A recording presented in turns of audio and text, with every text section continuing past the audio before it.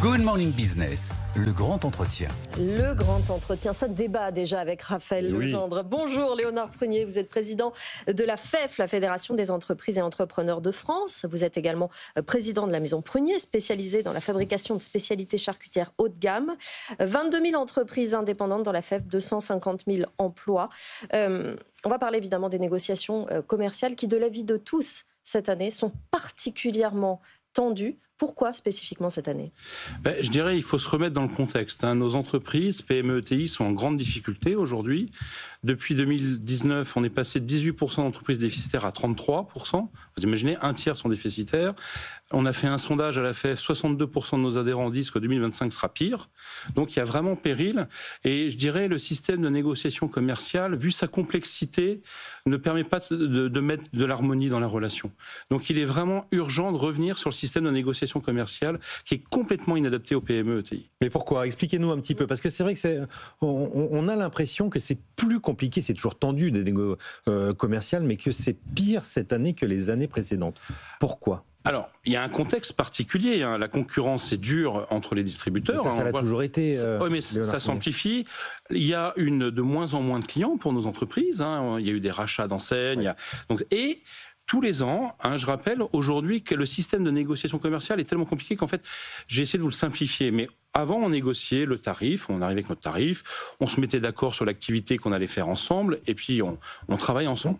Maintenant, dans le souci de protéger la matière première agricole, ce qui est fondamental, je rappelle que nous, dans nos entreprises, 78% de nos matières agricoles sont françaises. On a mis en place ce qu'on appelle des clauses de révision automatique. Ce sont des formules de calcul automatiques avec des indices, des périodes. Mais en fait, ça marche jamais. Sinon, nos entreprises s'enfonceraient pas dans la crise. Vous savez, aujourd'hui, on parle beaucoup de tests PME. Pour nous, Egalim 2, c'est un crash test pour nos entreprises. Vous avez écrit en début de mois au Premier ministre pour lui parler de cette situation des négociations commerciales. L'actuel cadre est un véritable labyrinthe, dites-vous, trop complexe, inéquitable, nuisible à notre compétitivité. Qu'est-ce que vous proposez ? Alors, nous, on propose un choc de simplification et en plus, ce choc ne coûte rien à l'État.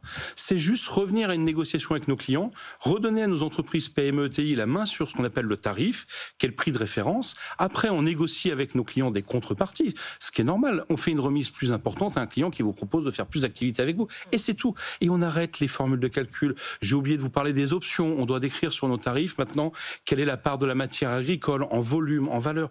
Mais en fait, tout ça, ça fonctionne pas. C'est trop compliqué. Et surtout, ça rend pour nos PME l'accès au marché de plus en plus difficile, voire impossible, parce qu'il faut dépenser des frais d'avocat. Pour autant, est-ce que la transparence ne passe pas par votre rôle, justement, pour bien garantir la qualité des produits ? Mais en fait, ça, c'est notre métier de fabriquer. Moi, au lieu de parler de transparence, je préfère qu'on parle de confiance. Laissons-nous être responsables de nos tarifs avec la prise de risque qu'il y a, sachant que notre intérêt est de vendre des produits. Donc, si on est dépositionné sur notre marché, on sait très bien qu'on disparaîtra des rayons. Et pour une PME ou une ETI française, disparaître du rayon, c'est impossible de revenir. Nos marques n'ont pas cette puissance qui fait que le consommateur les réclame. Donc en fait, c'est juste reculer un peu, simplifier pour nos entreprises. Ce cadre est peut-être adapté aux très grandes entreprises internationales. Apparemment, elles en sont contentes. Oui. Très bien, mais pas à nous. Mais Léonard Prunier, le cadre Egalim, c'était pour protéger les marges des producteurs, avec ce fameux SRP plus 10, un seuil de revente à perte qui ne doit pas dépasser, des promotions qui ne doivent pas dépasser une marge 10% au-delà de votre prix de vente à vous. Les producteurs, c'était plutôt protecteur, non ? Tout ça, ça a été fait dans un but qui est indispensable, c'est redonner de la rentabilité au monde agricole. Ouais. Et on a besoin du monde agricole. Sachant que on a besoin d'un monde agricole fort, mais si nous, on disparaît, le monde agricole perd ses débouchés. Il faut avoir conscience que nos PME, ETI, j'ai l'habitude de dire, sont garants de la diversité du monde agricole. 43% de nos matières premières agricoles sont sous signe de qualité, alors que ce soit du bio, du HVE, du label rouge. Donc, on est un maillon incontournable. Par contre, on a fait une marche en avant du monde agricole, on dit on sanctuarise la matière première agricole, mais dans une entreprise, il n'y a pas que la matière agricole, il y a l'énergie. Là, j'entends que certains préconisent qu'on sanctuarise ou qu'on protège la part de l'énergie. Mais si on refait des formules de calcul, on sera encore à côté de la plaque, parce qu'on n'achète pas l'énergie tous les jours, ça dépend de la fin du contrat, donc parfois l'énergie est à la baisse, mais nous, notre facture augmente parce qu'on avait un vieux contrat. Donc tout ça, c'est d'une complexité. On croit qu'on peut administrer la relation commerciale. Revenons au basique. Notre tarif, on est quand même assez responsable.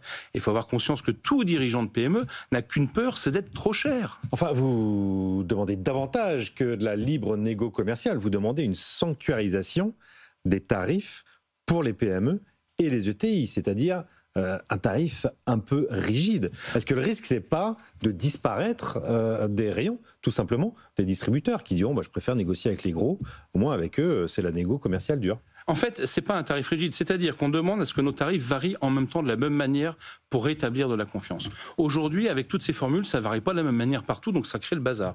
Donc nous, ce qu'on dit, faisons confiance aux PME, arrêtons de vouloir mettre des options, des formules, des trucs, qui coûtent des fortunes en frais d'avocat. Il faut avoir conscience que nos conditions générales de vente, qui est le document juridique, en gros, ça passe de 9 pages à 20 pages. Enfin, ça sert à rien tout ça. Par contre, que la base du tarif varie en même temps partout, mais ça n'empêche pas de négocier les contreparties, et on se met d'accord sur le commerce qu'on fait ensemble, sur les mises en avant de produits, sur les prospectus, sur les opérations. Ça n'enlève rien. Mais par contre, on recrée de la confiance dans le système avec notre proposition, parce que tous nos clients savent que ça varie partout, de la même manière, en même temps. Mais c'est ce qui existe partout dans le monde, sauf qu'en France, on a besoin de faire des lois. Mais dans les autres pays, quand vous faites de l'export, vous envoyez votre nouveau tarif, la variation à votre client, il se demande, est-ce que je vais réussir encore à vendre les produits ou pas? Et si c'est oui, il continue à travailler avec vous, il accepte la hausse. Est-ce que ces négociations commerciales dont on parle pendant des mois, tous les ans, c'est pas le caillou dans la chaussure de tout notre secteur agroalimentaire, comment c'est perçu cette complexité à l'extérieur du pays? À l'extérieur, je ne sais pas, mais à l'intérieur, c'est désespérant. Parce qu'il faut avoir conscience qu'on est revenu là à des négociations qui durent maximum 3 mois. 3 mois, c'est un quart de l'année quand même. Donc pendant un quart de l'année, on ne fait que ça. Donc pour un dirigeant de PME, bon, quand on est d'accord avec les clients, au bout d'un mois, c'est fini. Mais quand on n'est pas d'accord, on sait qu'on va jusqu'au 1er mars quasiment. Mais on stoppe tous nos investissements, tous nos recrutements. Enfin, c'est pas périn.